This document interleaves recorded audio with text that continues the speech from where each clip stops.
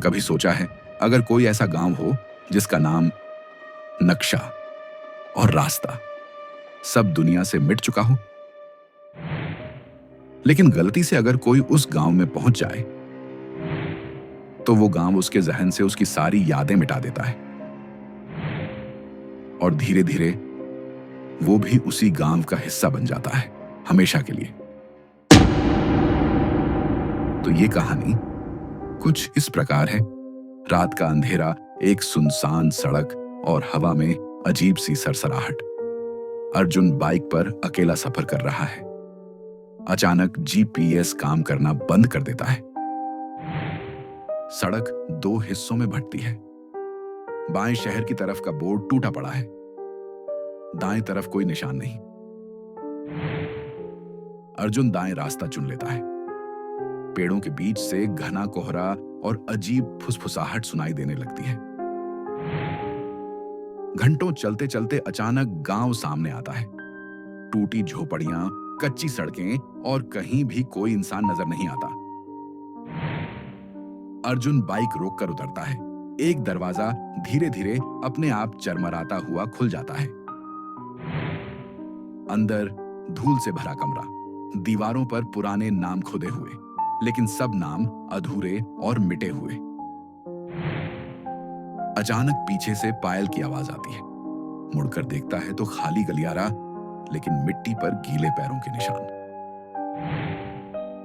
वो निशानों को फॉलो करता है और एक पुराने कुएं तक पहुंचता है।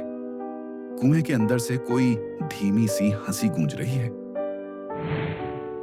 कुएं के किनारे खड़े खड़े अर्जुन का मोबाइल अपने आप बंद हो जाता है। स्क्रीन पर बस एक शब्द दिखता है, भूलो।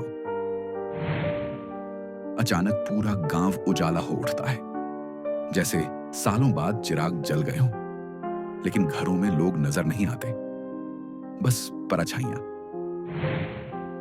एक बूढ़ी औरत दरवाजे पर खड़ी है। उसकी आंखें सफेद और होंठ बुदबुदा रहे हैं। तू अब लौट नहीं सकता। अर्जुन पीछे हटता है, लेकिन सड़क गायब हो चुकी है। हर तरफ वही गांव और वही गलियां।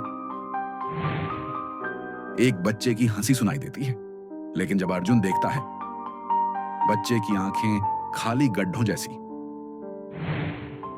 अर्जुन भागकर मंदिर की तरफ पहुंचता है। मंदिर टूटा पड़ा है, लेकिन घंटियां अपने आप बज रही हैं। दीवार पर पुराने चित्र बने हैं। हर चित्र में एक अजनबी इंसान गांव में फंसता दिख रहा है। चित्रों में अचानक अर्जुन का चेहरा उभर आता है। उसके माथे पर खून की लकीर चमक उठती है। गांव के सारे दरवाजे एक साथ धड़ाम से बंद हो जाते हैं। हवा में चीखें गूंज उठती हैं। अर्जुन भागते भागते फिर उसी कुएं के पास पहुंचता है। कुएं से अब काले हाथ बाहर निकलने लगते हैं। वो बचने के लिए दौड़ता है, लेकिन अचानक सामने गांव का चबूतरा। वहां सभी ग्रामीण खड़े हैं, बिना चेहरों के।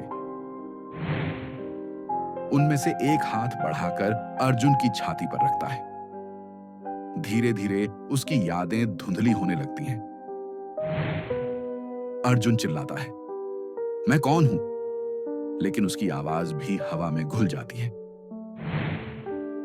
वो गिर पड़ता है और उठकर देखता है कि उसके कपड़े गांव वालों जैसे हो चुके हैं।